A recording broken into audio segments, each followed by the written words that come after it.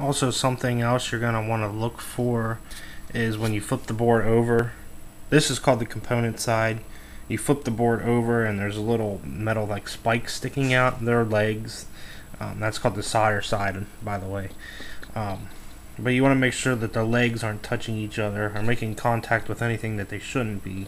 That can cause a short or all kinds of errors with it. So you want to check for that. You want to check and make sure that all these pins for these connectors down here are not bent or touching each other. Now, it is normal for some of them to be missing. When they're supposed to be missing, it's pretty obvious that was made that way. You can see where the metal pin started to get close to the top of the white connector, but it never protrudes from there.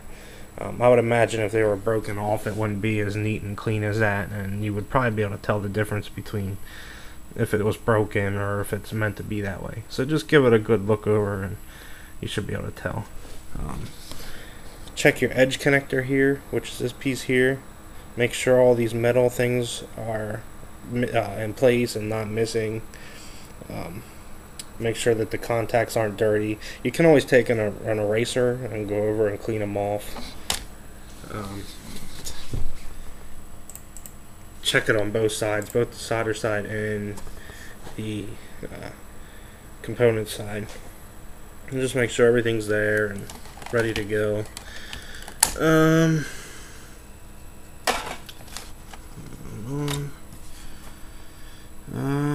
Just like I said, print out a picture.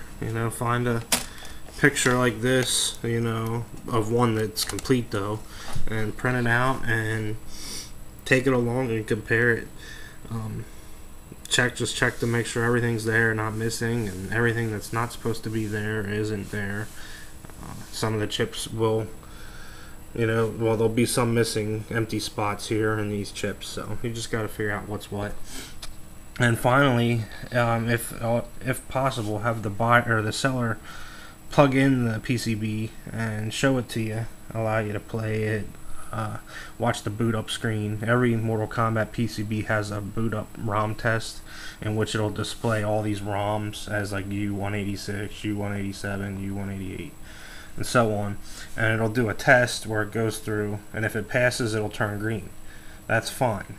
Some of them, it won't change color at all, it'll just stay gray. That's normal too. What you're looking for is a red one. Anything to light up red means that there's a problem with that. And if it's a ROM, ROMs are like $10. You can get them for pretty cheap. So don't let that keep you from buying a board at a good price, as long as you think that's all that's wrong with it. Sometimes even if the ROM's showing bad, it's really not. Flip the board over, check the legs, make sure they're not touching each other or touching anything else, shorting out. Sometimes you can fix a ROM issue just by doing that. So that's pretty much it on things to check for. I'll get into my other video on things that you'll need to do the conversion. Thanks for watching.